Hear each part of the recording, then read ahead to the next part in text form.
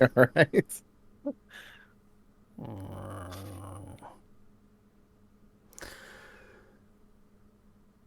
So zero houses.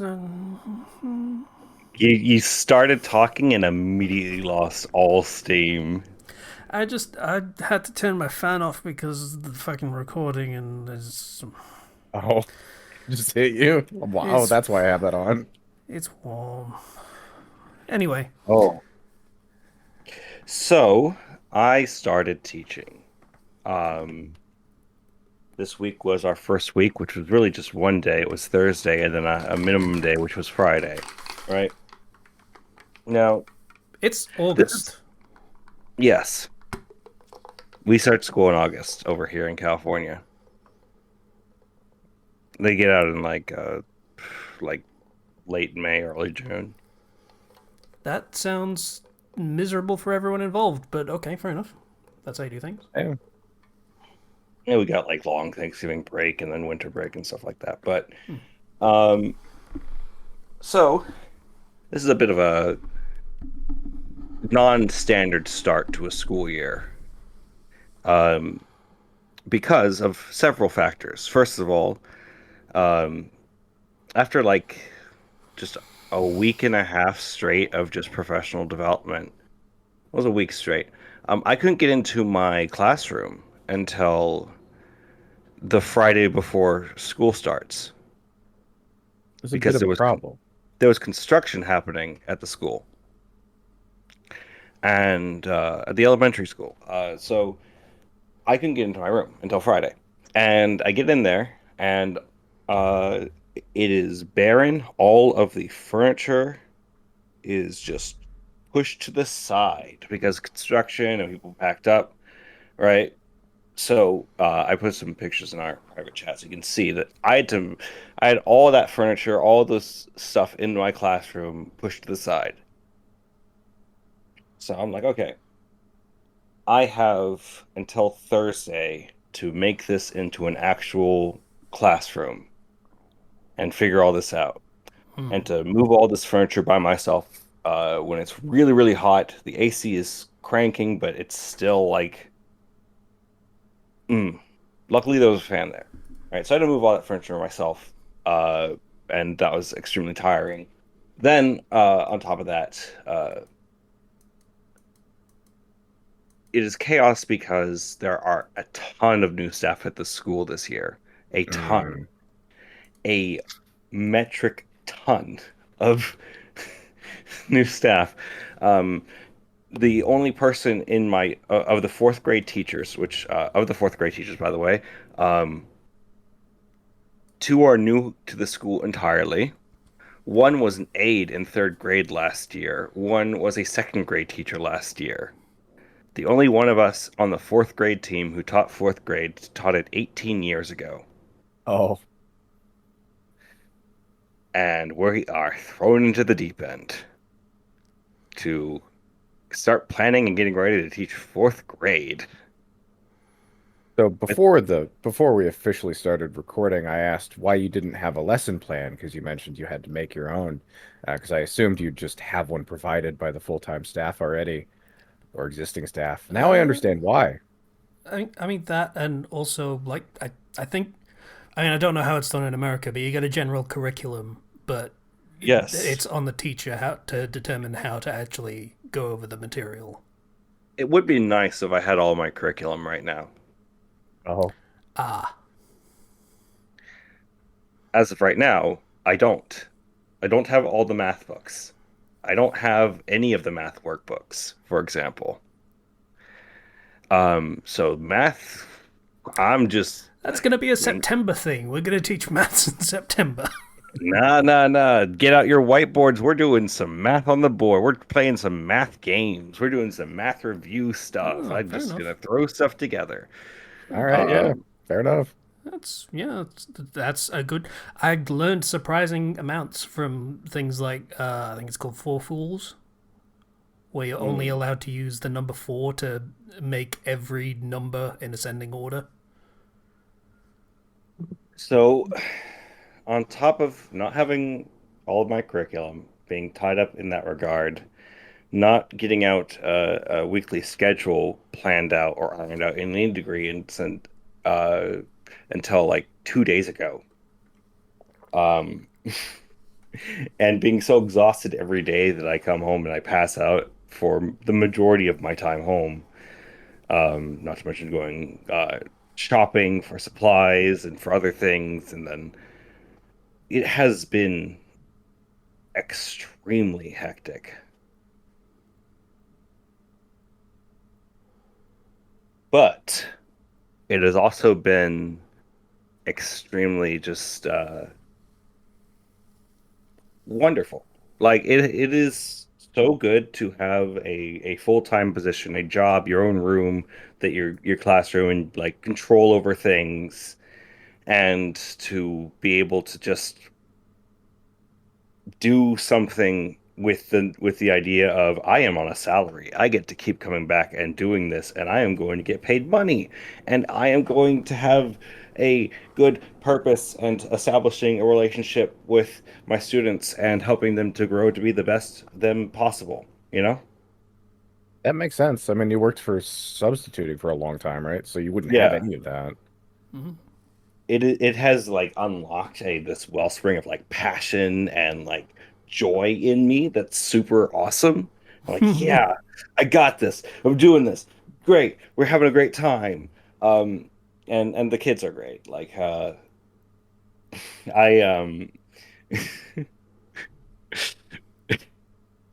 I mentioned to them I played video games and they broke out into tears.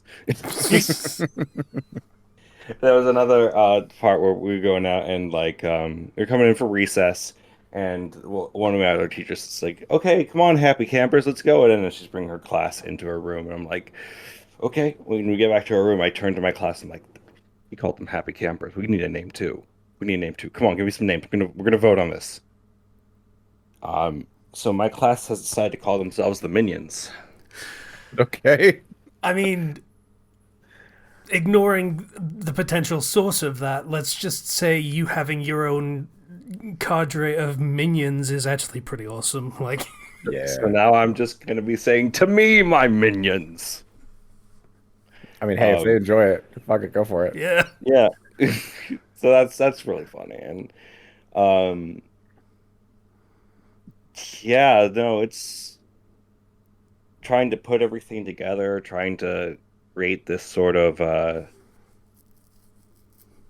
plan for everything. Like you really have to take it day by day at least at the start because we don't have stuff really to Hmm. work with. We have some old binders from last year of the teachers and like we got support with like our curriculum mentors putting together like a scope and sequence sort of loose lesson plan thing, but then that doesn't entirely work because the stuff that they have there is not stuff that we have access to because all our curriculum is not here yet. So, yeah. Kind of doing the best with what little you have. Yeah, and then, I'm also like the techie on my team. So I've been helping all of the resolve all of the tech issues. And my document camera doesn't work, so I can't display things on the screen. So I have to walk around with a paper holding it and be like, see, like this, do this. Oof. Ouch. I went one of the icebreaker games that I did was the kids had to make trading cards of themselves. So you put like your name on top, a box with a picture of yourself, or just another picture. Then you put one fact about yourself at the bottom, and then you trade cards, and then you get to know people, and it's fun. And Okay. Yeah, they liked it. that does sound really fun. So, I mean, we it's chaotic, it's fun, it's fulfilling. I have to do my first full week coming up soon, so wish me luck. I'm hoping, hoping I get my curriculum fully in there. I know I'm getting a bookshelf. Hope I don't have to put it together. I'm probably gonna have to put it together.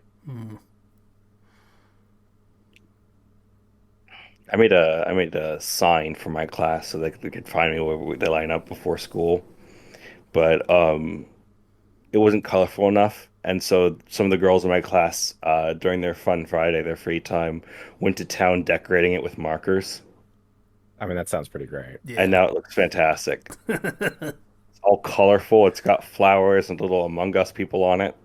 That- okay, Of well, course they're it does. kids. We'll let that Of slide. course it does. We were playing Heads Up 7 Up, and the kids kept saying people were sus, so I just kind of silently went to the whiteboard and drew an Among Us. I bet they really enjoyed that. They love that. They feel seen. I have a behavioral system going right now where Fun Friday, they get like 20 to 30 minutes of just, can you play games? You can do whatever, right? Hmm. I'd like just chill. Um, but in order for them to get that, they have to have more points than me. So anytime somebody like is talking while I'm trying to talk, I get a point. Anytime somebody's breaking the rules, I get a point. Every time Okay. somebody's following the rules and raising their hand and being respectful, boom, they get a point. And they shape up very quickly once I start giving myself points. Yeah, it's almost like consequences have, benefits. Uh, that they're great though. One of them gave me a succulent for my desk, Oh, that's sweet. and another gave me a box of chocolates, Oh, which was really nice. I've already eaten all the chocolates. They're gone. Well, I mean, yeah, fair. But I got them to read 20 minutes silently, and I'm proud of that. Wow. That's the goal. They're motivated by points. Yeah, yeah, that makes sense. I would Uh, also be motivated by a number. and I'm giving so many points. Like in 2 days, we were up to like the 50s in points. So yeah, it's great. I've already got kids saying that I'm like uh, their best teacher or favorite teacher since like kindergarten, Oh, that's great. mm. and that's really empowering. Um, yeah. Uh, so I put together my classroom. I put together a whole bunch of stuff. Here, I can show you. There's the Among Us point that I gave them. It's um yeah, I also got a couch in my room for like my little classroom library. Mm. Wars have been fought for this couch. Wars have been fought.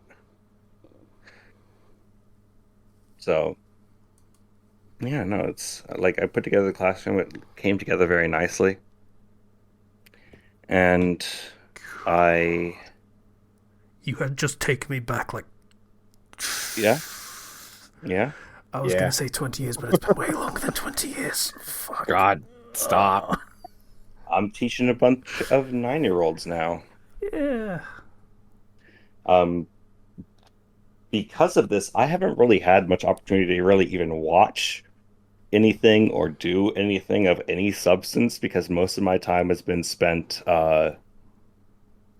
passed out Yeah, that or makes sense. working. Um, I did finish up Konosuba season 3, Okay. and man, love that show.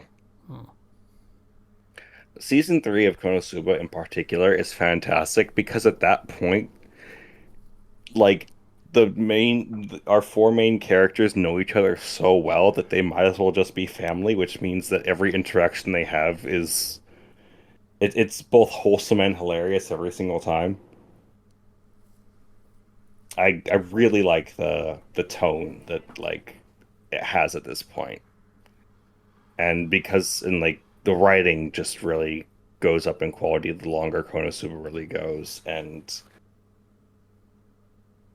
please watch Konosuba is my recommendation to anybody who likes comedy and is maybe a little bit tired of a lot of the stereotypical isekai that people throw out there. Season 3 specifically, or just any of it? Just watch it. Like season one is weird and not great, because it got like episodes cut. Like it Oh, was made to be shorter. hmm. Okay. Season two works to rectify that. Then there's the movie, which is fantastic. It's just hilarious the entire time. And then there's season three, which is, yeah, just has been great for all that I've been watching it. Well, fair enough. Good to know.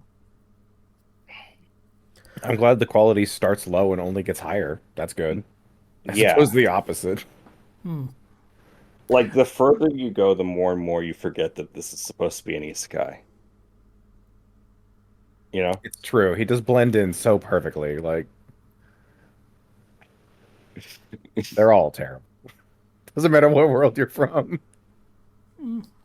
I mean, that's part of the thing of the setting is that a lot of people in that setting are isekais.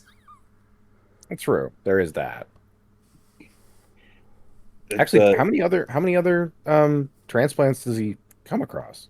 he comes across one direct and then like All um the problems that all the other ones caused. and then the problems that other ones in the past have caused, yes. Because I know there's the guy who has the Graham sword. I think he runs into that one directly. Yeah, I haven't actually Mitsurugi, seen I want season to say one his Yeah, through. name. Mitsurugi, I think so. yes. And then I know Um they go around collecting a bunch of cheat items, right, in season three? Or is that two? in season three, they go around being like, okay, uh Cosmo gets a side quest of we need to make sure to clean up some of these cheat items that were just left lying around that are causing problems. Thanks, Aqua, by the way. Thanks, Aqua. Hmm. Yeah, I think in was it season 2 where they find the gigantic fucking walking battle tank that some dude decided to just make? That was season one. Yeah, I Was think it? that's the finale of season one. The Yeah. destroyer, yeah. Uh, And it's like, oops. It's like, what idiot made this? Oops, it was me. It's rampaging. hmm. Oh well. Yeah. Really have been enjoying that. There's also for those who don't know, there's a Mega Man spin-off sideshow, which is her before she even meets the main party. And I really enjoyed that. It was a very fun change of pace as well. My understanding is that soured some people on the character a little bit because she's a terrible person.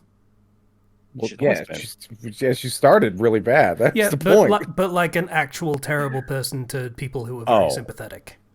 gotcha. Yes, yes. That you can read between the lines pretty easily and pick up on that, but maybe not everyone remembered that detail. Mm. Yeah, she gets better. Yeah. Eventually. All of the characters over time really improve. And part of what season three does, Darkness gets like a very well-written arc, Oh, sweet. and really it really does a lot to flesh out her character. Um, it's just fantastic. And the movie is devoted entirely to Megumin's arc, which is expertly done and goes kind of kind of crazy. Uh, Aside from all of that, though, I mean, I'm still playing my Honkai Star Rail. Mm. I'm occasionally logging in to Fate Grand Order when I remember to. That's Uh, not how you get your dailies. I Can't I do don't that. I don't care. I don't care. I'm fine. Who needs gotcha? I mean, Apparently honestly, me, I, since I I am at the point of solving that game, so Yeah, like you just okay. Well, I'm set. I'm good. I have what I want. yeah, I I don't feel the desire to go back unless like story stuff later on. yeah. That's Trome. Trome was really good, by the way. I don't know whether you finished that. I haven't finished it yet. I still have some more to do, but like, You say Konosuba, the fucking cast of Trauma, basically the fucking main cast of Konosuba. like, Roland's paladins and all that stuff, they are all goofy idiots. yeah, It's really good stuff. I recommend going through that and just enjoying that. Yeah. I will. I also I started watching Oshinoko season 2, Which one is that? and uh that is My Star. It's the one that's That's all the about the one that entertainment industry. everyone said, "Hey, don't look into this anime before you watch it," which is a very self-defeating endorsement. Is that the one where the idol Yeah. gets Yeah. or idol fans get Yeah. reborn?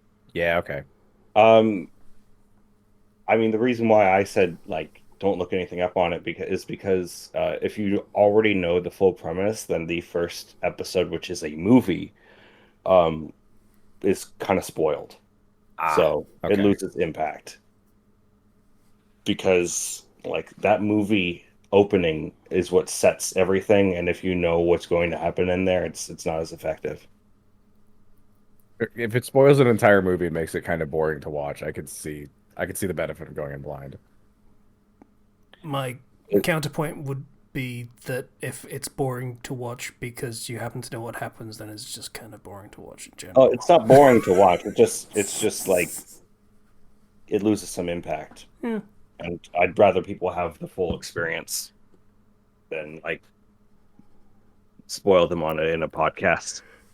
Yeah, makes sense. Speaking of, that's a thing we're going to do later when I get to talking about My Hero Academia. I'm I down for it. All I have seen is some stuff about the ending on social media, but I Vast haven't been. majority of takes about the ending on social media are objectively wrong. Yeah, I have not been reading it actively for a long time. Yeah, people are not happy about it. I haven't read it myself firsthand, so I'm curious what your take is. Yeah, Yeah, so we can get there later. we can Hmm. get there later.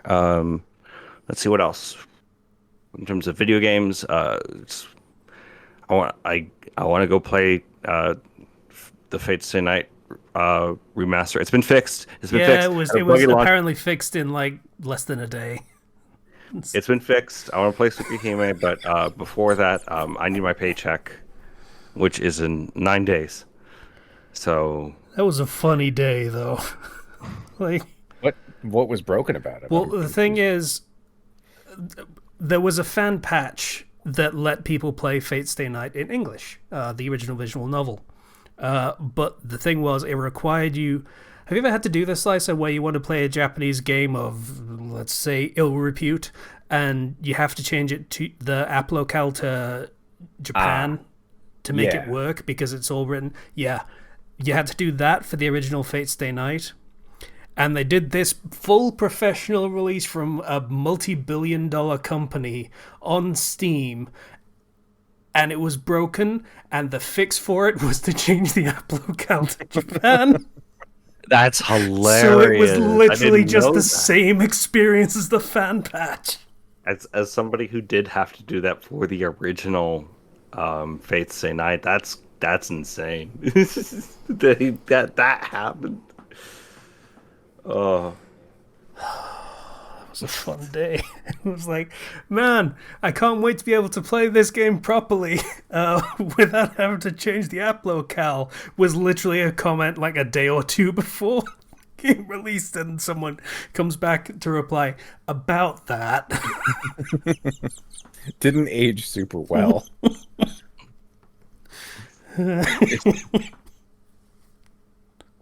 That was a fun day. yeah, it was. But yeah, it's all fixed. Yeah, so Oh, good. Yeah, it's all fixed. Happy to get back to it. And once I get paid, I'm gonna start, you know, buying some games and stuff. But I think give like in like a couple of weeks, things will start to settle down a bit. I'll start to get into the swing of things, start to yeah. have an idea as to how each week is going to go. Fourth, Grade. You say grade. That's is that a point where they have to do homework or? My class policy is I'm not going to do homework. Okay, fair enough. Yeah. Um, and Really we got angling for that favorite teacher or what? Oh yeah. because generally speaking, um, homework can be helpful, but a lot of the time with the earlier elementary stuff, it's better to present homework as like an optional extra work thing to practice at home versus you have to do this. Hmm. Everything relies on this. Yeah. The policy I have is if you don't finish it in the classroom, go home and finish it, and that's your homework. So personal responsibility there. Yeah, fair Okay. enough. Yeah. I'm not going to make you do anything extra. It's if you have to do something extra at home, that's your fault.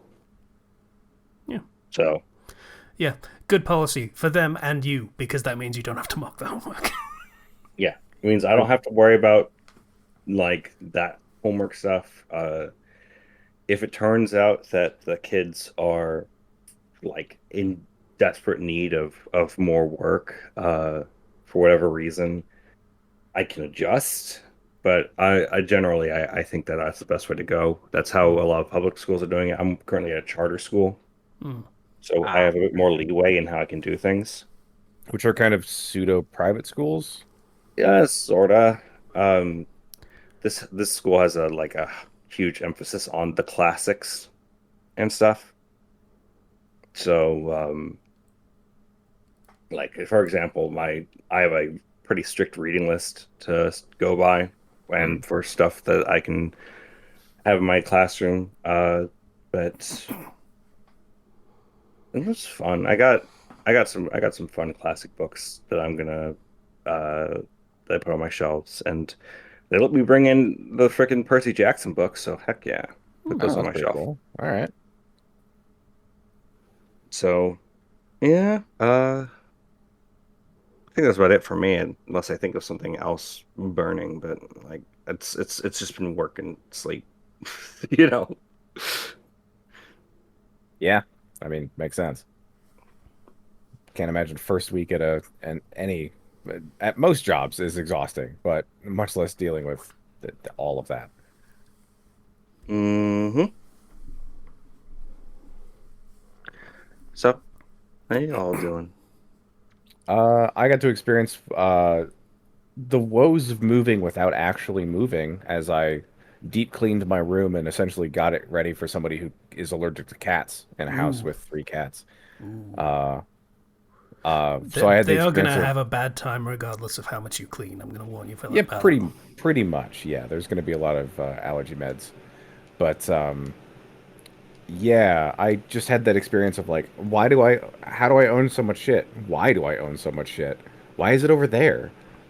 Why? Just why? As I I dismantle my room and clean every square inch of it.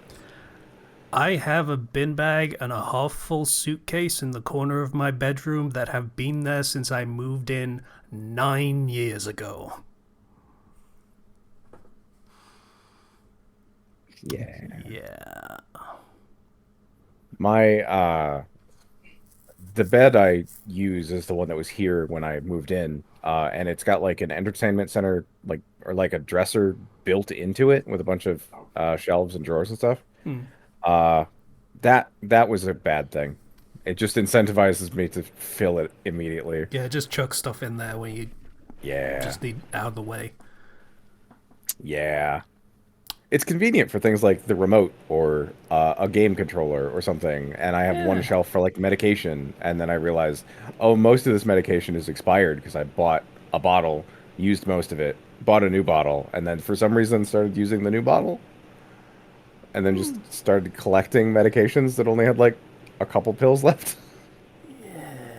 So that was really dumb. Hmm. But yeah, it's gone well now. Uh, I only tipped over my dehumidifier and spilled water all over the place once. Yeah, it was a rough, exhausting day. Haven't surprisingly haven't really done much else. I worked for a single day on Tuesday at a fuck, what is it? Micro assembly, I think it's called. So I made like little factory, like little hoses, the nozzles for them, assembled those by hand, Hmm. uh, and did about I want to say 600 or 700 of them in a 10-hour shift. And it was what's called a working interview, where you essentially just work what would be your first day, and that's your interview of like, hey, if they like you, they'll ask you to come back for more and give you an official position. Oh, as official as contract work gets. Hmm. And that is the closest I've ever come to working in a sweatshop. That was terrible. It was all of it was manual. There was no machines. There was no, you couldn't listen to anything while you worked. It was Yeah, rough. factory line work is not great.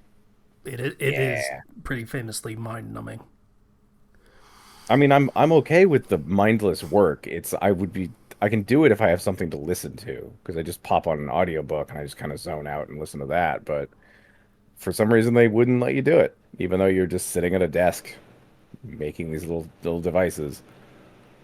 So I had to actually turn them down. They wanted me to come back and have a position there, but it's like I no, I cannot do this. Also, the physical pain of doing 10 hours of micro labor. It was Hmm. very strange. I had like stabbing pains in my shoulders, and I'm not like out of shape by any means as far as like dexterity goes, but Yeah, I mean that is hours on end of very slight movements in your shoulders, but it is constant movement in your shoulders.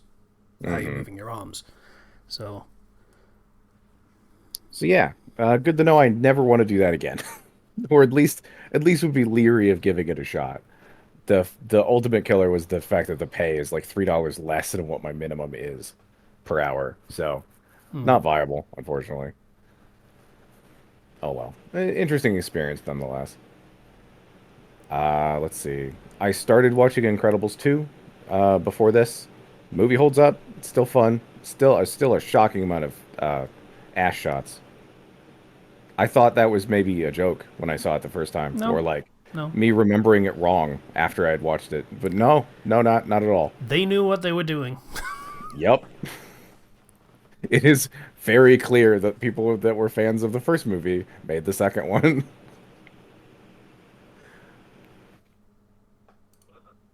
Uh, we were, as of until a couple days ago, we were between seasons on Diablo, which is my family's regular go-to for family game night on Thursdays. Hmm. So me and my brothers had actually been playing Earth Defense Force 6, which came out a couple weeks ago.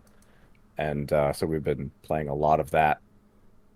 Still good. If you play EDF, fantastic game. But the new season of Diablo started, so we'll be back to playing that. Hmm. I'm playing a druid this time around. We'll see how that goes. They're painfully slow. Their movement speed is the slowest of all the starting characters, and it's rough. I don't think I've really. Me and the girlfriend started watching Taskmaster. Just like started from season three, series three. Yeah, Taskmaster's great. Yeah. Started just I've seen a couple seasons here and there. I haven't like sat down and consistently watched it from start to finish. So it's pretty good. Watched like a season and a half so far. Hmm. Has anyone else seen the interviews the two hosts have done? Because I vaguely remember seeing an interview where Alex Horn was talking about where it was revealed, or at least revealed to me, that he was the one who does most of the like work. Like it's his show, even though he's not the host. I Oh, think that's how it's set up. I didn't know that. That's what I thought. I could be misremembering that completely, but I thought like Greg was just a friend of his who he hired to be the host, and then Alex is the one who does like the bulk of the logistics. I mean that tends to be how it goes. You have the person who is on camera, and then you have the person who literally makes the show happen. Yeah, Hmm. Alex made the show. Yeah. Okay. Yeah, I thought that I don't know. It was like Jimmy Fallon or something. I could be completely wrong on that. It was some like American host that they had an interview with. But I'll have to track that down because my girlfriend was interested in that. So yeah, I think that's me. I mean, it was a pretty slow week. I miss slow weeks. Yeah. Oh boy. Yeah, so my week, well, weeks. It's been a couple. Hmm. Most of this week has been working on a commission that I probably won't publish for really stupid and annoying reasons. It,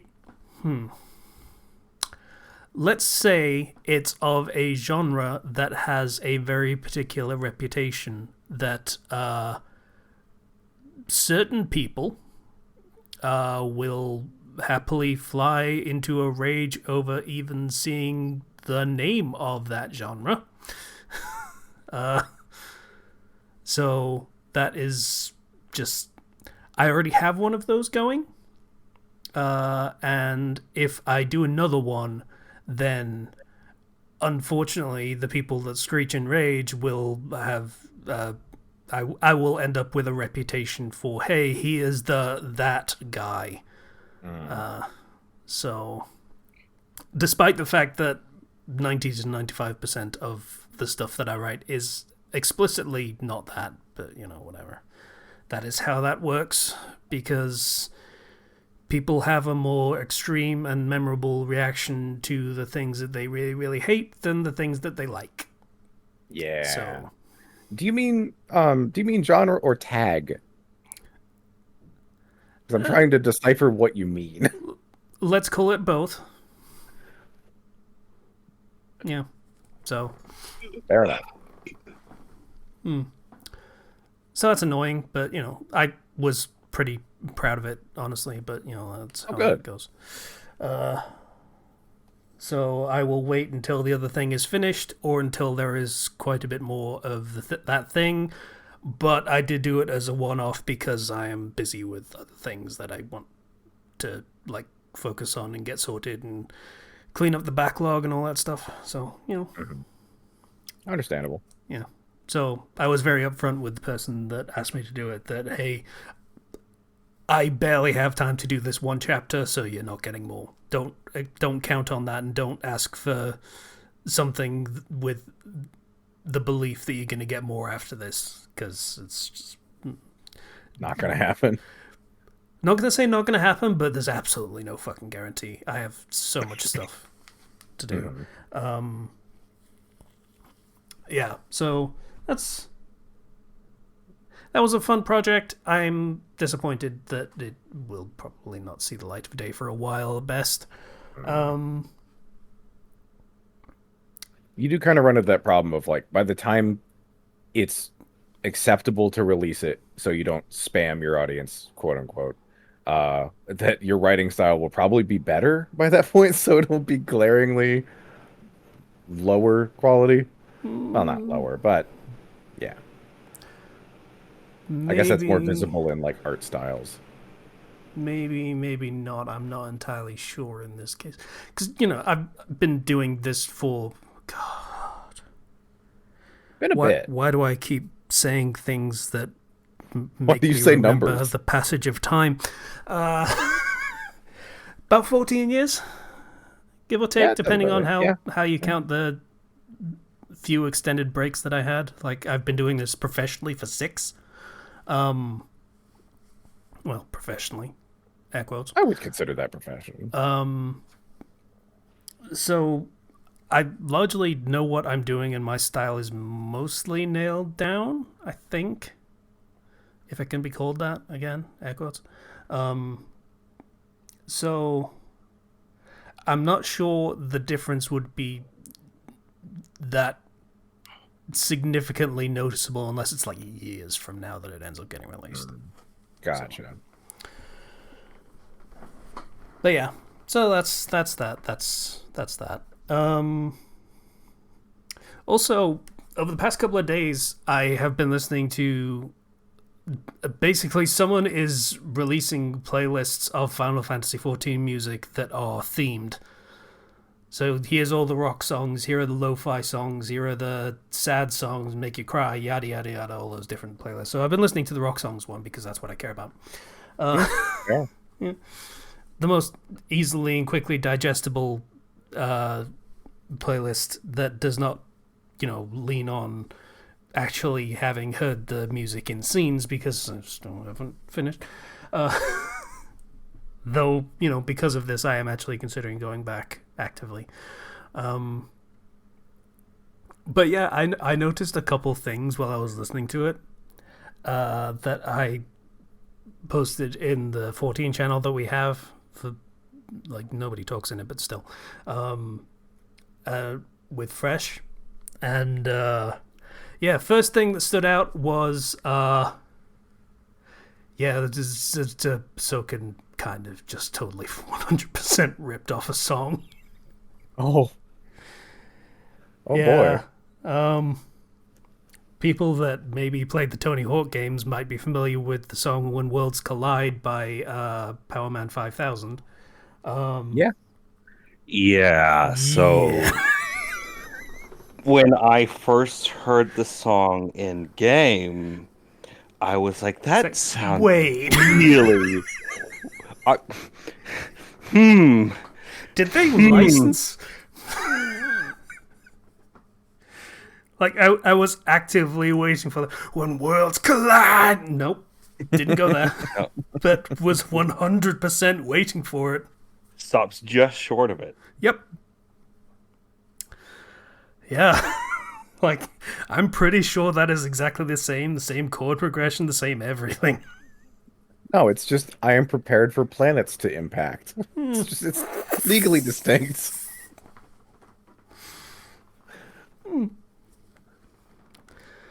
Yeah. So that was a fun realization. That song. Yeah. Soken seems to like, let's say, taking inspiration, and sometimes that inspiration gets a little close to home. I mean, it's the other games have been guilty of this. Oh yeah, absolutely. Yeah. Like, it's not like, when I say take inspiration, I mean literally take inspiration. He's doing a thing because he heard a thing and thought it sounded cool. Yeah. It's just in that instance in particular, it got you may be walking the line at best on that one. I want to post my favorite one, which is Pokemon Diamond and Platinum Pearl. Their Route 209 theme being just 21 guns.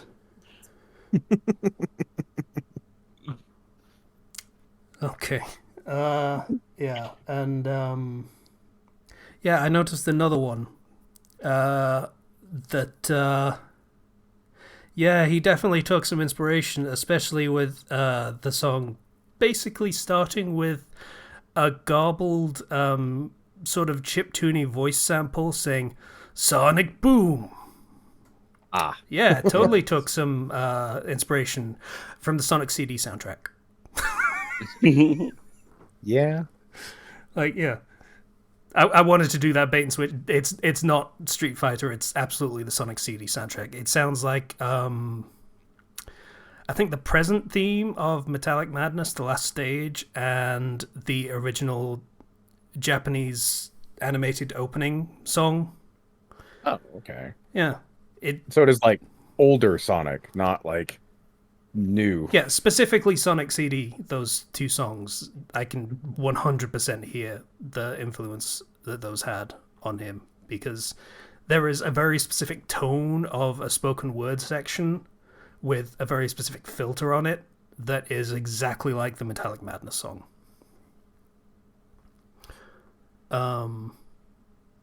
Yeah.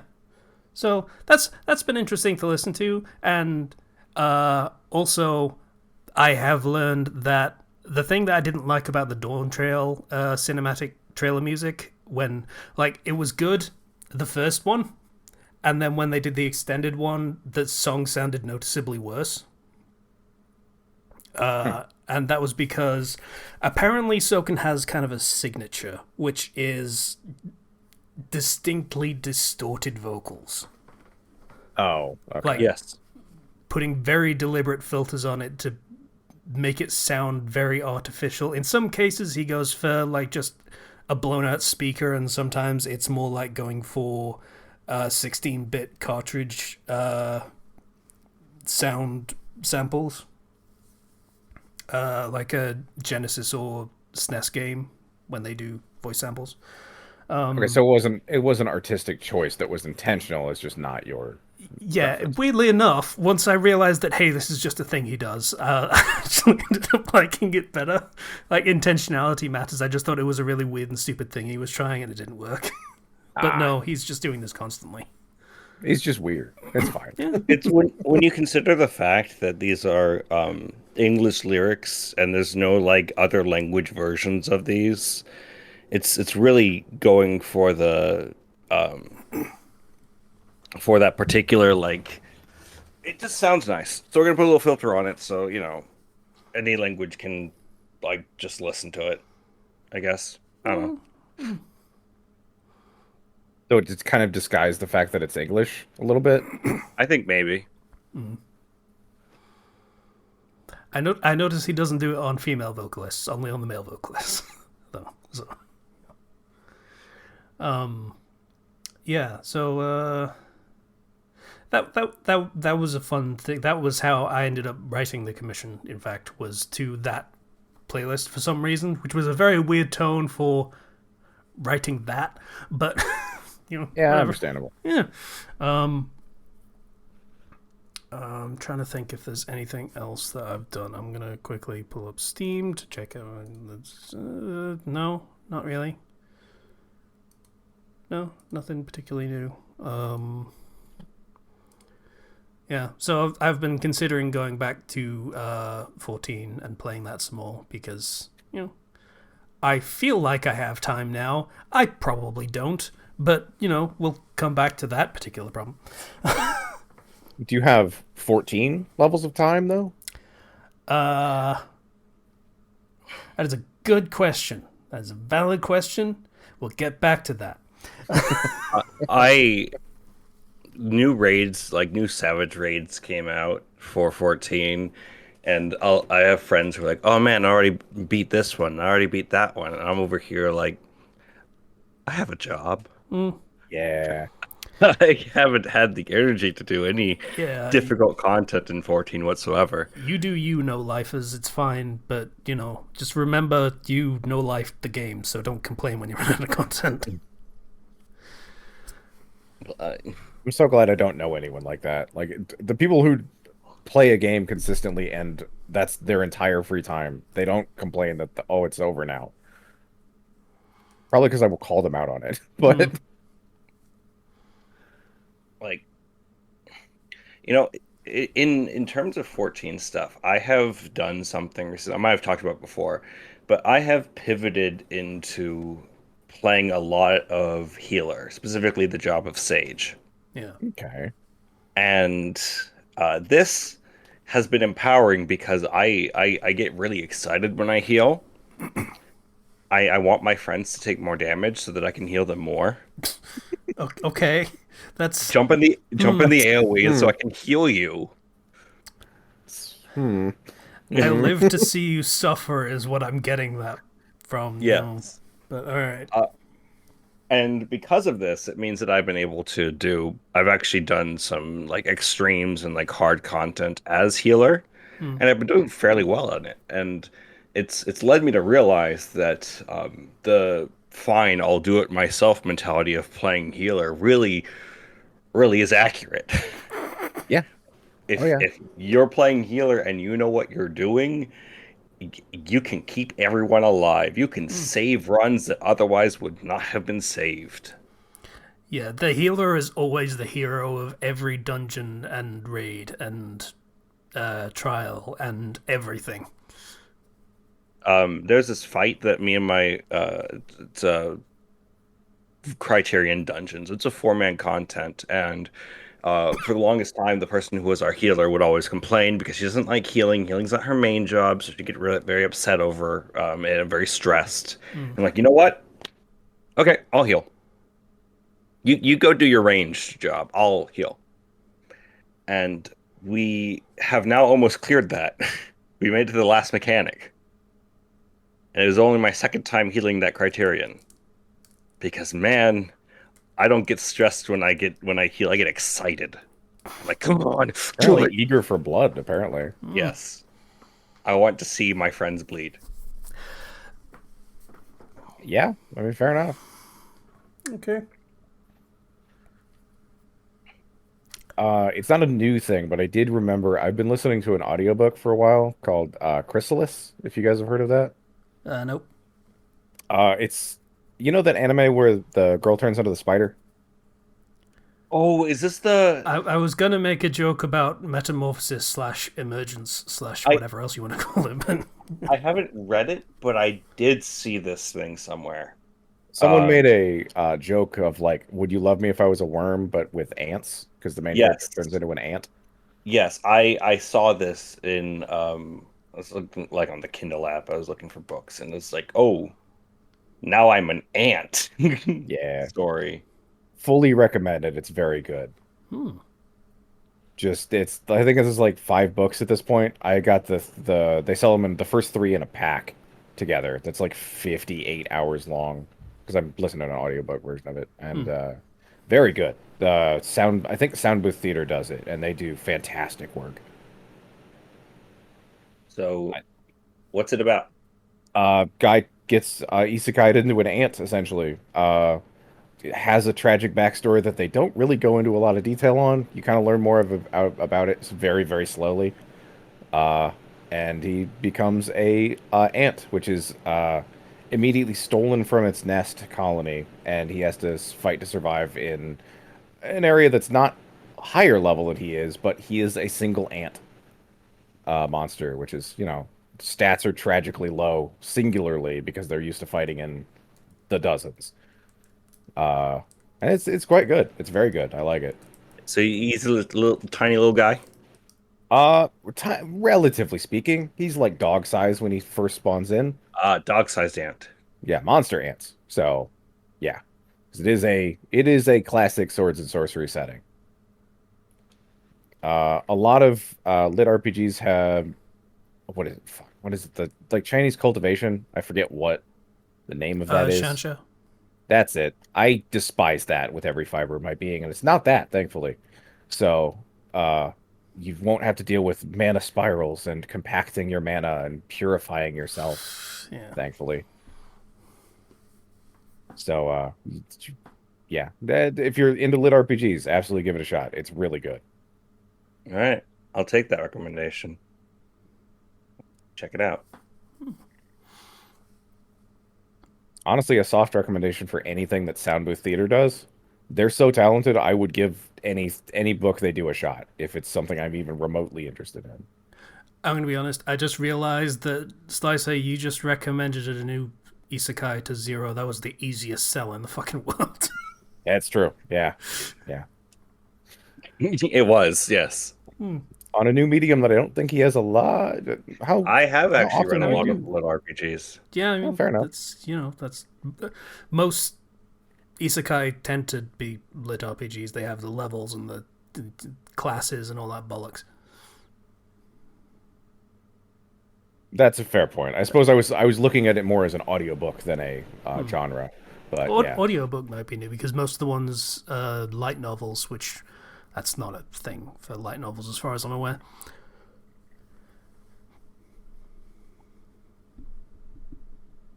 Yeah. So I don't know if anyone else has any other things they forgot or remembered during the period of the episode. I There's usually a don't. roundup period at the end. I don't think so. I mean, I played a little bit of Zone Zero, but I don't. It's not summer anymore. Yeah. Yeah. I kind of slid off of that one. I have all the time in the world, and it's just like it's just boring It to doesn't. play. A It lot of doesn't people did. respect. it doesn't respect your time is the issue. That's a really good way to put it. Like I play Honkai Star Rail, right? It's not for everybody. Not everybody likes RPGs, but at least this has an auto battle system, right? Yeah. So if I Hmm. want to grind something, I can just look away, go do something else. If I want to grind something in Zenless Zone Zero, I have to go through a whole rigmarole, and It's a it's lot. not easy. Which, And I then mean, the that was a thing in Genshin as well, but for Genshin, grinding isn't really a thing that you need to do ever. I mean, you can if you really, really want to and want to, like, maximize your equipment stats and all that stuff, but that's, like, again, that's no life shit. You don't do that unless you really just only play this one game. and then but also like the story pacing is it's not good. It's just genuinely not good. It's Persona tutorial. It's the first 2 hours of a Persona game, but it just never ends. Like there's a point in like chapter two where I'm like, oh man, now I care about these characters. Okay, on to the next characters. Oh, I remember you saying that. and then I made it a bit further, and I was like, okay, now this is cool. I get to meet the Victoria housekeeping gang. I'm caught up with story on Zenless Zone Zero at this point, and they're cool. I like meeting them. Now I wait for more content, and uh, It does seem surprisingly content slim for the amount of pacing it has. there's hard modes of previous things for very tiny rewards. Um, I don't care about like, eh. I hope Neverness to Everness is good because I would like to play one of these games again. Like I enjoyed my time with Genshin until it stopped respecting my time. I guess is the same problem, kind of. Mm. Yeah, it was like, hey, 45 minutes to solve this stupid fucking electric puzzle, and you get like 10 summon currency, of which you need 160 to do one summon. Like, cool, thanks. Yeah. Yeah, it's I feel like this is my feeling because I've been playing it for a lot longer, so it might not be 100% accurate, but compared to Zenless Zone Zero and certainly 100% compared to Genshin, Honkai Star Rail, I have always felt like rewards me better. And to be fair, they do release more characters faster, uh, but I mean, I can Honkai skip is characters, their main franchise. That is the one they actually give a shit about. Yeah. but I They can have said skip themselves. characters. Yeah. Hmm. And there's characters that I can just straight up skip because I don't need them for my team because they cater to a certain play style, and so that's fine. Uh, I got who I want, so I'm happy with my account, essentially. But Did either of you guys play I don't know how to pronounce it. Is it Nikki? Nikki? Nikkei. Nikkei, Nikkei? Okay. I Yeah. did Is it for a few hours good? because they were doing the Nier Automata collaboration. Don't play that game.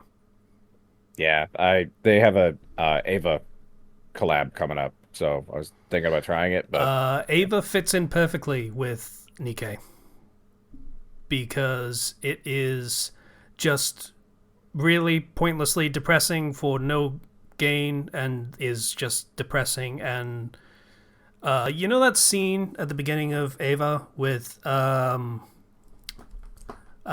Ray is in the hospital bed and she's all fucked up and Gendo's like, hey, do the thing or Ray will have to do the piloting. Uh, and it's like, oh, you gotta protect the Whoopi character. Look, she's all helpless and she's trying her best. And that is the entirety of Nikkei from start to finish. oof. Just every character. the the only thing I know about Evangelion, all my knowledge of Evangelion right now comes from the Tenacious D mashups with Evangelion. All right, fair enough. There's like three of them. They are great. Yeah. Look, it's that or Owl City, so that's fine. Yeah.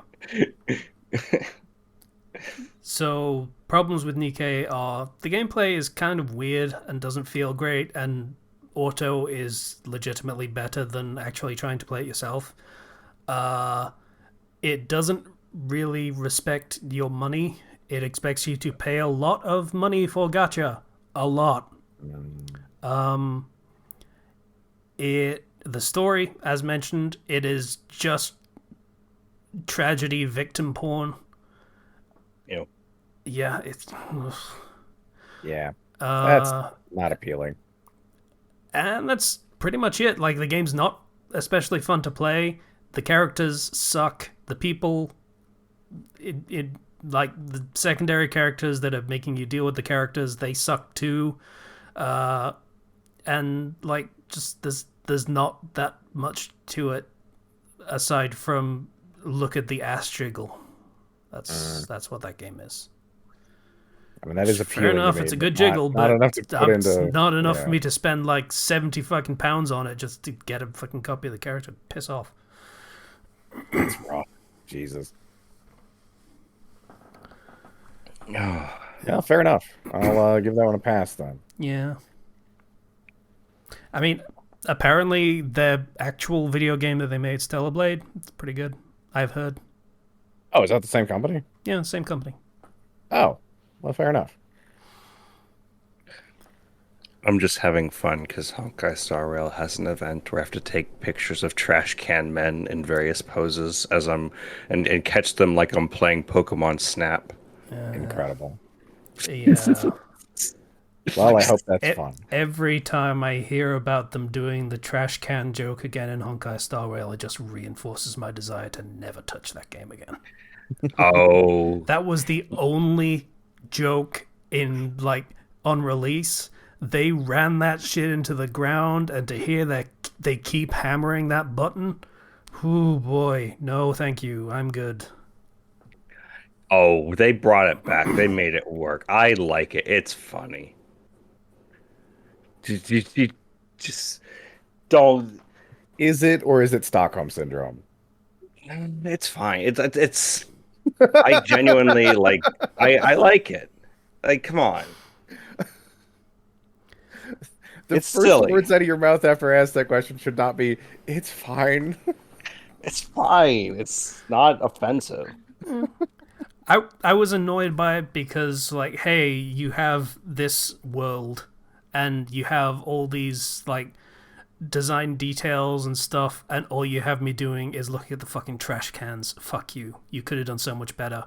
Like, all you had to do was write these stupid, goofy interludes with literally any of the hundreds of other things I could be looking at, but you pick the trash can every fucking time. Fuck you. I don't know what you're referring to because all of the trash can stuff in the early game was entirely optional.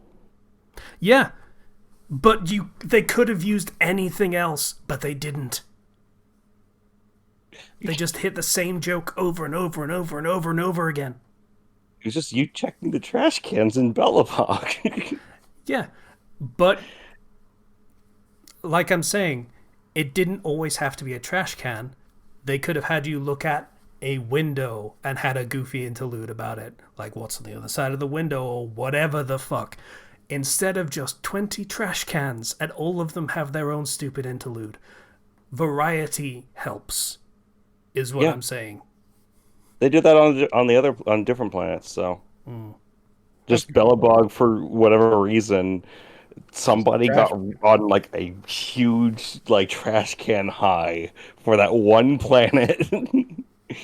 Then they don't show up again at all. And then the next time, anytime a trash can gets brought up, it's like in Penacony, in like your character's dream, and they dream of buff trash can men. I mean, I can That's it. imagine. I can imagine doing the same task over and over again would cause some trauma and nightmares. Yeah. They beat you up. They hit so hard. Uh, yeah, I like the game. Please play the game. Okay. It's fun. I'm glad you're enjoying it. Yeah. I am enjoying it. I will now cease yucking your yum, or whatever the fucking phrase is. That is correct. Don't yuck my yum. That is. I don't like saying that phrase, but it is apt. Uh, so, yeah. Speaking of that phrase that I just said that I don't want to say again because, again, it feels gross. My Hero Academia, I guess it's time to fucking talk about it. Yeah, Of what's your take? I haven't read it directly myself, so I've just seen the fan reactions. Okay, so for people that are not aware, and I am going to do this. Tell you what, Zero, do you want to do the Patreon thing? Like, we should do Yes. that Yeah, we could first, do and that. then we can Yeah. say, hey, So if you don't want the thing to be spoiled, then you can go away. But I thank you feel like to our everyone's spoiled it for the past fucking month. thank you So, to our patrons, James MacArthur, Riohitsu21, Vale, Greek Guy, Ethan F, and the Crossbrain for last yeah, month. Thank you. Thanks, guys. yeah. So, to recap for people that did not have not finished My Hero Academia, I'm not. There's not really anything major to spoil as long as you've finished the final battle going on. It's Like, over. yeah. So here's how the final battle went. There was a fight between Uraraka and Toga, and it was a bit chippy and okay, weird. It was basically a send up of the end of Rise of Skywalker. Okay. Yeah, the Kylo Ren saving the other one, Ah, okay. and then dying because of it. It was one for one to that whole thing. I mean, in fairness, that's keeping consistent. Yeah. That's been most of their interactions so far, so that's fine. The Spinner, the Lizard dude. lizard dude, he was set up as the hero of the people with heteromorphic quirks who have been abused and treated as second-class citizens and stuff like that. And then one of Class 1A, is it Shoji? I think it's Shoji. The guy with the tentacles. He Yeah, reveals Shoji. he is fully a heteromorph and has scars to prove he went through some very similar shit. And that whole battle happens. And then Awful One is stupid and pointless and wasted a lot of time. And Shigaraki, Izuku tries to reach him and make him a better person. It doesn't especially work. In the process, Izuku basically loses his quirk except for the embers. All of Class 1A beats Shigaraki. He kind of burns out, essentially. So it's not like they're doing the whole Obito was the coolest guy or whatever. It's just like, you were a dick, but you really had it rough, dude. Like, I get it, but you still have to go. And he does, and he's like, hey, this whole thing could happen again. And Izuku's like, no, we've learned better, we can do better. And Shigaraki is like, that remains to be seen, or something along those lines. Yeah, fair. Yeah. And then we get some chapters of epilogue where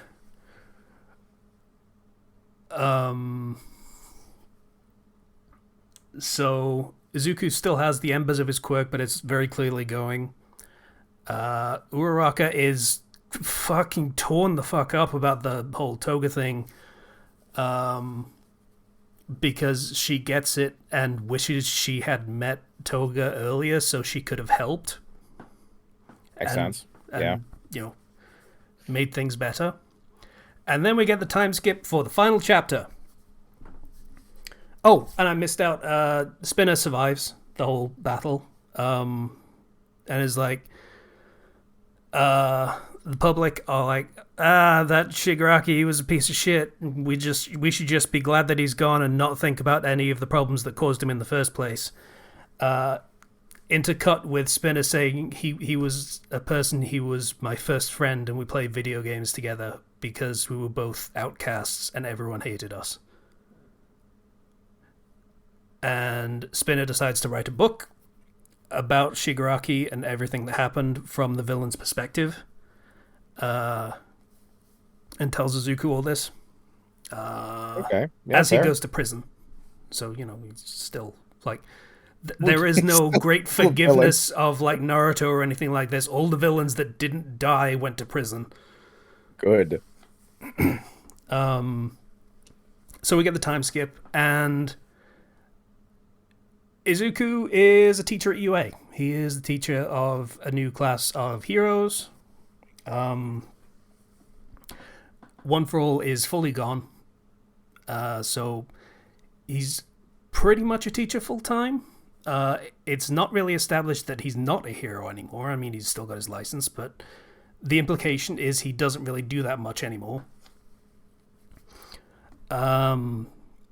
Uraraka revamped the quirk counseling system that was established early in the series to make it more like as a safety net for people that don't really have anyone to turn to, like Toga. And basically, Hero Society has evolved to the point where the general populace give a shit. Okay. Essentially. That's a pretty big step up. Like, it's demonstrated with, there was an old lady that could have helped Shigaraki, when he was just a kid and needed help, but she didn't, and she just, did the Japanese thing of not treat it as any of her business and someone else will help. And there is a whole sequence of another kid coming out of the darkness and is in a really bad place and just hates everything and wants to get revenge. And then that same old woman this time is like, no, everything's going to be okay because I'm here. Because I'm here. Mm-hmm. Well, Granny's here, but you get the implication that, hey,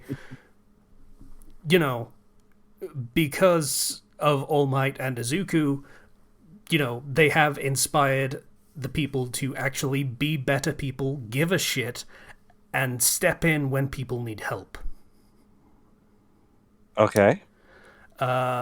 So because of that, a lot of bad things aren't really happening as much anymore. Heroes aren't as necessary. Like, there are still major disasters. There are still some villains that come up every now and again. But generally speaking, it's not a very viable career unless you're the best of the best. Yeah. I mean, heroes are kind of the sort of situation where the best case scenario for a hero is that they don't have to work. Yeah. Yeah. Yeah. Pretty much.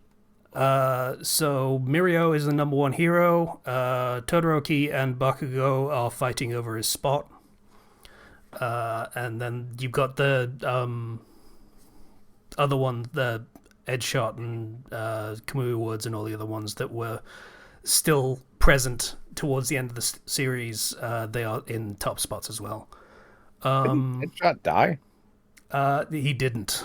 They retconned that, basically. Oh. It's Okay. like, hey, he's just tiny and he's getting better and whatever. Sure. All right.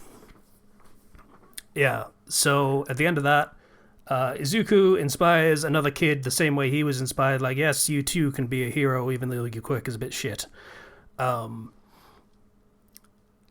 And everything's better. The world's better. And then it cuts to, hey, we're not done yet. All Might jumps in and is like, hey, so over the past few years, we've gotten a lot of data from like fights and stuff like that, from like the big battle and everything. And basically all of your classmates have been working and putting money towards another suit like the one that I used in the final battle. And Izuku basically becomes a tech hero. He just has a super suit kind of thing. Nice. But he gets to be a hero again. And also, Bakugo was like the lion's share of the financing behind that. Yeah, that makes sense. As the joint second or third hero, I'm sure he makes quite a bit of money. Yeah, and that's pretty much how it ends. Like, there's a big situation, and heroes are called in, and the class, reunite to do the thing. Yeah. So what's the problem? The problem. Okay, so there's a few problems that people have with the ending. One, Izuku's dick isn't big enough. I'm putting it crassly, but basically people expected, well, hoped, I suppose, that at the end Izuku would just kind of still have One for All and be the greatest hero by being the number one hero, rather than being the greatest hero because he inspired everyone to be a hero. He changed society Yeah. as opposed to So, Yeah. people took that ending of the first chapter saying this is the story of how I became the greatest hero, and they took it and refused to budge on that, meaning he is going to be the number one hero, and that is how this series is going to end. The hero rankings were always pretty BS and caused more problems than solved them. They were absolutely was BS.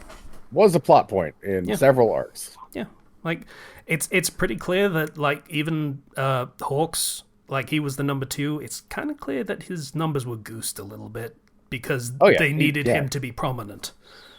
Yeah. So that's, but that was one problem, and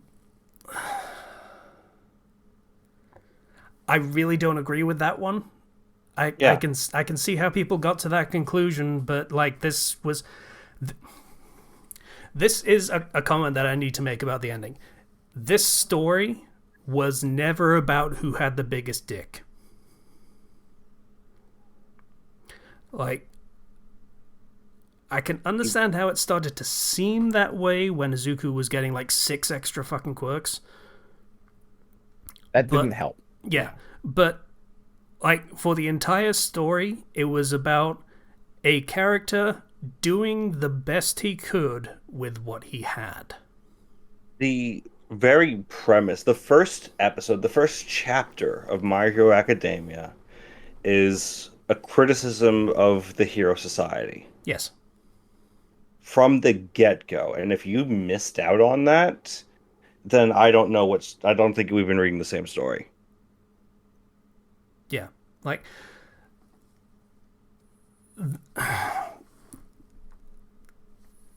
read from an American perspective where someone coming to help out because they're there and they can help being a lot more common and sort of expected in some places. Like that is kind of a rule, like a law in some places of like if you see something shit going down and you're right there, you should help, and if you don't, you're complicit in whatever bad happened. It's a pretty common slogan of "see something, say something." Yeah, like that is actual law in some places, but that is not a thing in Japan. That is not a thing. That is explicitly a thing you're not supposed to do under any circumstances. If you see something, most you do is call the police or an ambulance, and you stay the fuck out of it. It's not your business.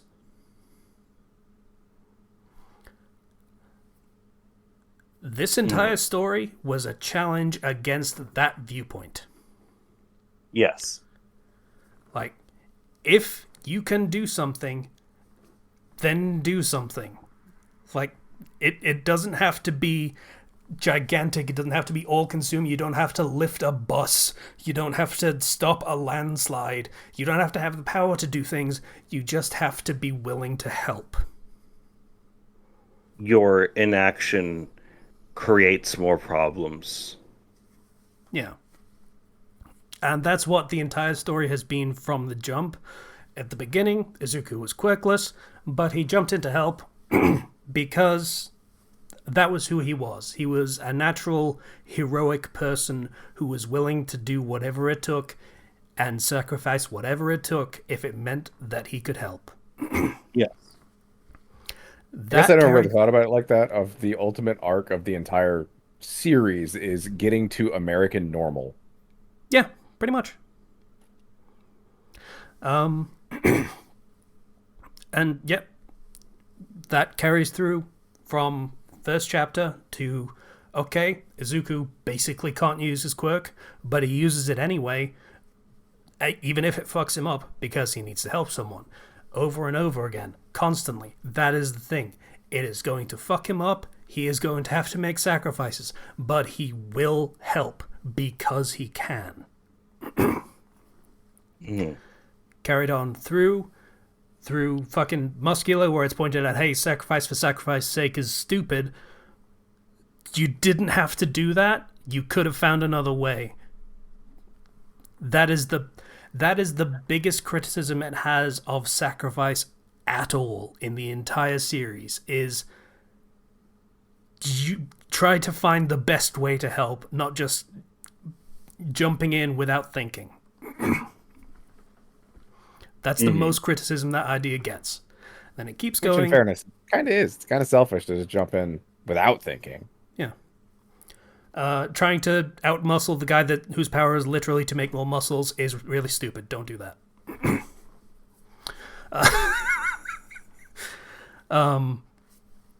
Carries on throughout.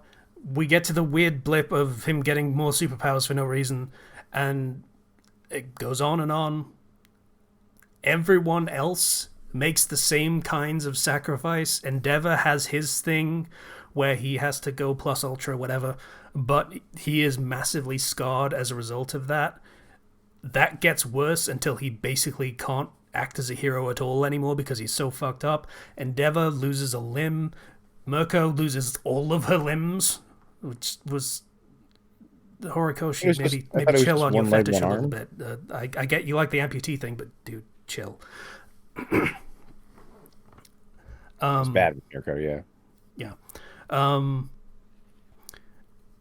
All the characters making sacrifices. Bakugo fucking dies, and then Edshot, quote unquote, dies to save him. Throughout the entire series, the theme has been sacrifice to make things better. And people are pissed that Izuku lost his quirk. Yeah. Like, it's even foreshadowed with All Might doing the exact same thing. And it's hailed as one of the best parts of the story. So, obviously, Izuku's going to do the same thing. He's going to sacrifice. I don't really know about that one. I feel like if you watch your mentor do something and it goes badly for them in such a way, It went badly for him, but it saved the city. Well, It yes, saved the but city. It saved literally everyone there, including Izuku. yes, I could see the flip side of wanting to do better, though. For on both a personal and public front. I evidently I forgot to mention that at the time that Izuku was burning himself out to fight Shigaraki, Shigaraki was about to blow up Mount Fuji and shake Japan into like confetti, like the entirety of Japan. Ah, fair enough. So I guess he's saving more people with that flame out, whatever, Yeah. him giving up his powers. So yeah, if you want bigger, there's fucking bigger, but yeah. So like, there's also some criticisms of like everyone abandoned him. No, not really. Like he has a good. He's not working at McDonald's like all the memes say. He's got a good job. He's literally every teacher at UA is a hero. Izuku is still a hero. He's still licensed. He's still, Let me say, as somebody who just started teaching, teachers are the greatest heroes, if you ask me. Teaching is a sacrifice. continuously.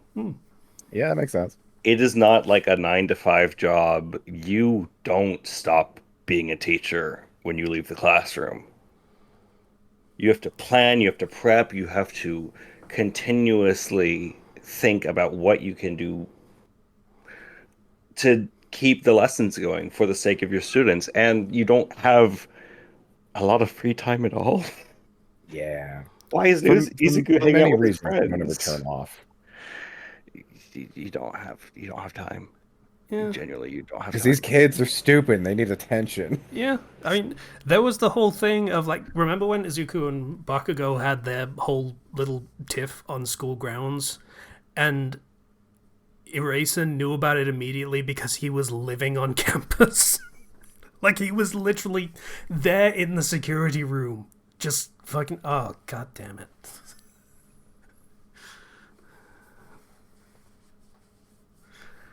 Yeah, so Yeah, a lot of the negativity of the ending I've seen has also been attributed to teachers just aren't respected in America in Western culture, at least American In Western culture. America, let's. Yeah, and I will specify in America because I only have firsthand knowledge of that, obviously. But so in Japan, they're a lot more highly valued. Here, we don't care, and that sucks. I'm not defending that. That sucks. I disagree, but Yeah. So Izuku isn't hanging out with his friends. They all have jobs, and my argument about that is that's normal. How Yeah, many of your that's high school adulthood. Yeah, friends are you hanging out with on the regular basis? I have one that I have hang out with every couple of months at this point. yeah. Yeah. Like Unless you I unless you work together now, you're probably not going to see each other super often. I went to university. I was gone for 3 months, came back for Christmas and was like, "Hey, friend that was my best friend literally 3 months ago. Let's hang out." And it was the most awkward thing in the fucking universe. Mm, that's rough. And I never spoke to him again. Oh God, fuck. Yeah, It that's is that's how it goes. That's very very It normal. is. Yeah, yeah. it's it's more like there's a lot of series where it's like, oh, but the high school mattered the most in the end. It's like, no, I'm sorry, it's not. That's not how yeah. it works. Just I not. mean, it's kind of in certain terms it kind of is because literally everything important happened when they're teenagers, but like the peaked in high school thing is really fucking stupid because you could say that about literally any shonen series. Yeah, It's just a lot more obvious and explicit because it's literally high school. But yeah, that I'm not gonna say the ending is perfect. I like that it went back and focused the ending entirely on the societal issues of quirk Japan because like that was all of my complaints about the final battles. I loved it when they actually focused on the societal issues. I loved the spinner stuff. I loved the shoji stuff. I didn't like the toga stuff because it was just Rise of Skywalker and that kind of sucked. But they did bring it back and actually made that matter to the societal aspect. And thus, in retrospect, I actually like that stuff a lot more now. yeah. Like, all that stuff was great, and then I fucking hated All for One and Shigaraki. Shigaraki, they kind of a little bit mooted about society, but also made it so that All for One was responsible for everything that went wrong in his life, which undercut it a lot.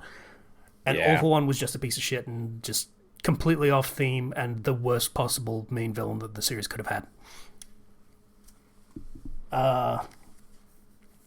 But yeah, I like that they brought it back to the societal aspect and made the theme pay off in people give more of a shit in the setting. As the ultimate payoff of people being heroic inspires other people to be more heroic. That is idealistic, but I really like the idea. I really do. Like, I would love for that to be a thing. Idealism and optimism have been at the core of the story from the beginning. Hmm. Like it was always, the society is bad, the situation is bad, but there is like hope, you know? Hmm. Even if it's not necessarily like hardcore realistic, comics aren't realistic. Hmm. They don't have to be. Yeah, that is the usual counterpoint for the whole the high school students aren't hanging out with each other anymore. But which kind of, yeah, a little, I guess. I don't know. I don't know how to feel about that one, and I won't say that that is entirely unfair. Really, I appreciate that it didn't do shipping, like just at all. Hmm. No mention of it. Like it's just not a thing. Because like if you're not actually going to make that the focus of your story, then don't fucking include it and do it badly. There's no call for it. As much as I would have loved to have some shipping because that's just what I watch anime for. But they did have a mature adult conversation of, hey, feelings are there but not happening. Yeah, like that was a whole thing of Uraraka's character arc was, hey, I I have squishy feelings, but holy shit, is this not the time for that? Like, It would be nice wow. to get a follow of that in the sequel, or even at least like a mention of it or something, Yeah. but just for a tail end. But I get it.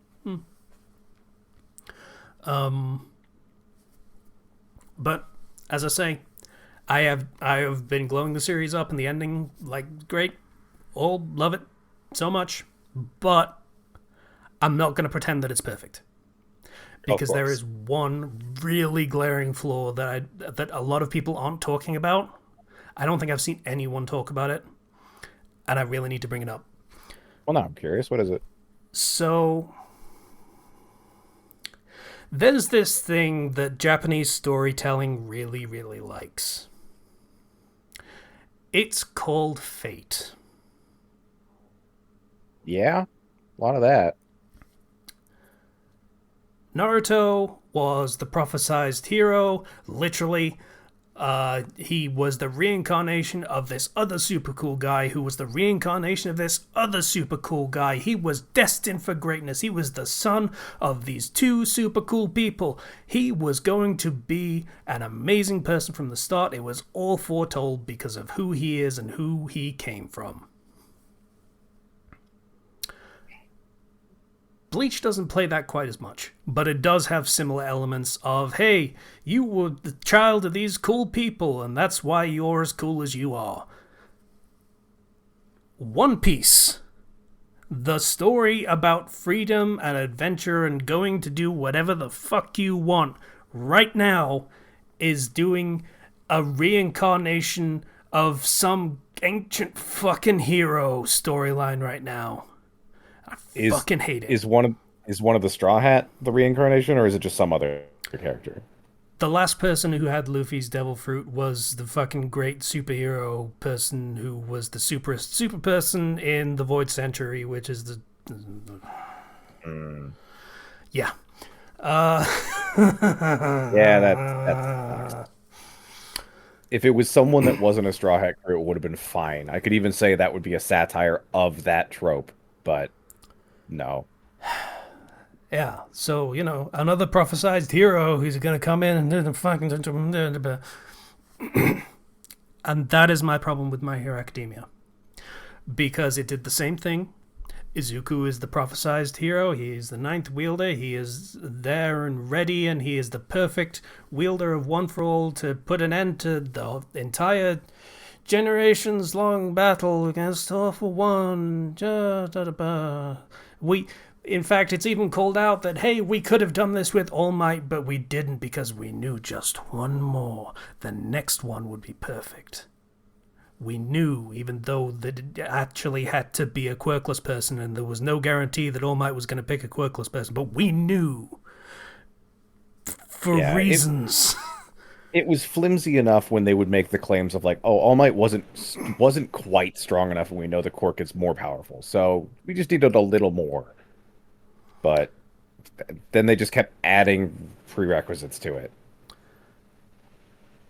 So yeah, that means Izuku was this great prophesized hero who would come and save everyone because he was always meant to be this great hero, was fated. All these contrivances that had to happen to make exactly this happen, that's because fate got involved to make this exactly go right and how we needed it to go. In a setting that What did I doesn't say that have those things. the story was about? It's about Uh, it doesn't really matter how much you can help, just be willing to help. And someone isn't just magically going to come along and help instead. And be, there isn't always someone who is right there ready to make things better. Sometimes it's got to be you. Now you should definitely just wait for Fate's Chosen or whatever. Yeah, kind of undercuts the message, doesn't it? A little bit. A little bit.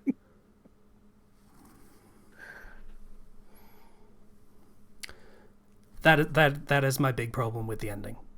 Yeah, that's pretty rough. It's that it has the theme and it did it so very well on almost every aspect. But that one detail that Japanese storytelling just has to fucking have every single time It's kind of dropped the ball ruins because it of completely. societal standards, I suppose.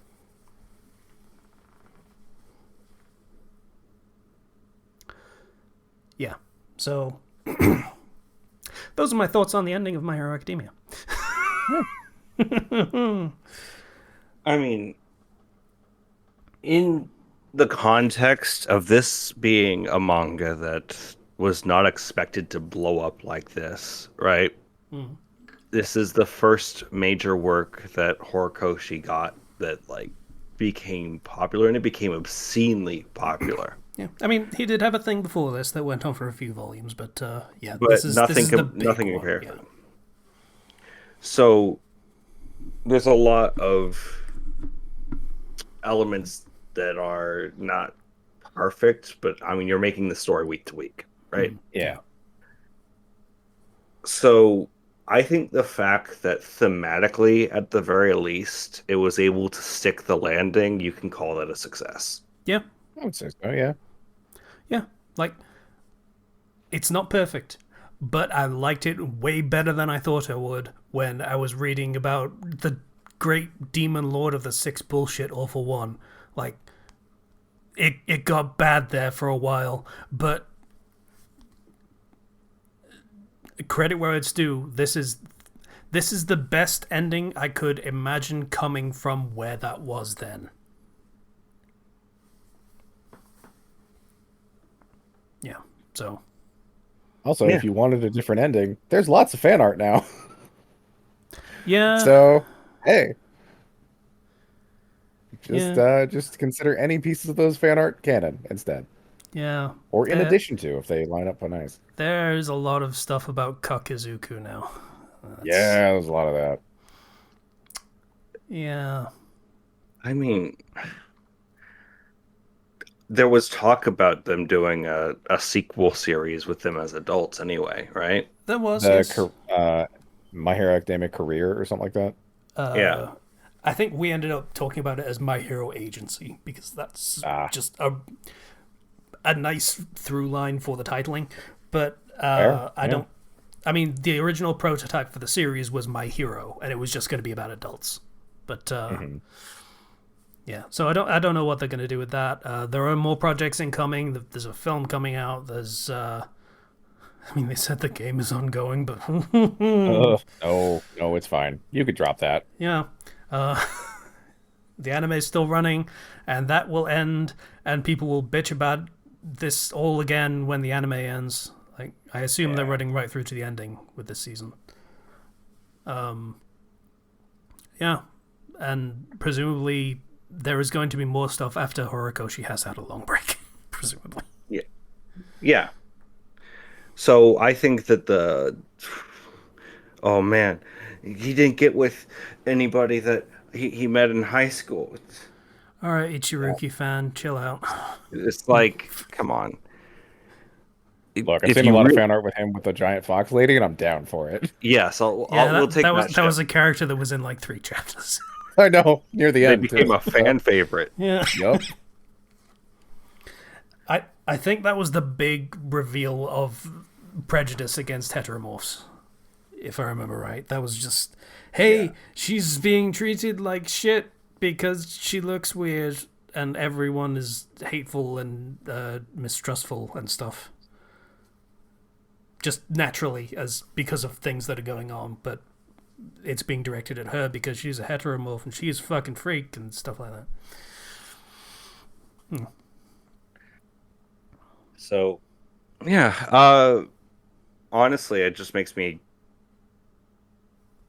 happy to hear like the way that you've been talking about it, Casey, is it like I fell off it, um, and hearing that okay, so it does get to that satisfying conclusion at the very least. Maybe not the best conclusion, maybe not like satisfying for everybody, but um, it makes me happy. I want to finish it. I have said that I think My Hero Academia, of all of the big long running shonen series, this one probably stuck the landing the best. Okay. With the possible exception of yeah, I would say with the exception of Dragon Ball. Dragon Ball ended very strongly in like just the manga, not Super or any of that bullshit, but just Dragon Ball itself. That ended better. Anything else? No. This is a comfortable second place, I think. Special mention to the Hunter x Hunter anime, but that's the anime, and the story actually continues after that point. But that was a good ending point as well.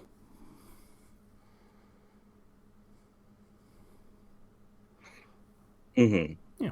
So I mean, I stand by that. I have said that that it's the second best one, and I stand by that. It ended. It sure as fucking hell ended a lot better than Naruto did. Yeah. And we'll see how Jujutsu Kaisen pans out. And I've not got high hopes for One Piece after the fucking bullshit that's going on right now. But with but I said the same thing Jujutsu, about My Hero Academia when we were in the middle of the final fight. So thematically, there's only one way Jujutsu Kaisen can end. Isn't it just everyone dies? Yeah, Yeah. the entire like thematic premise is accepting death. yeah,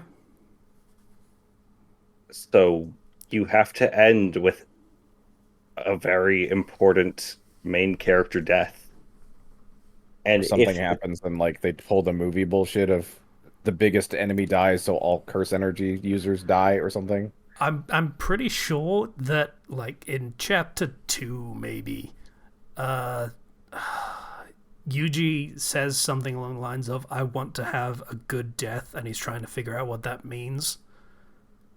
I mean, there's only one way that's gonna go. Mhm.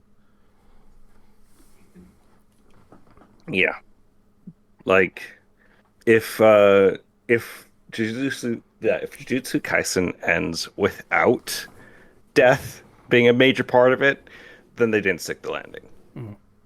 It would definitely be a surprise, that's for sure. There would need to be a big thematic shift. I've only watched season one of the anime, so I don't know. All You I know is watched that all season people. 1? You didn't tell me this. Yes. I wanted Oh to yeah. talk about that. Why didn't you tell me this? Oh yeah. I forgot to mention I finished season one of Jujutsu Kaisen. Isn't Nanami the best?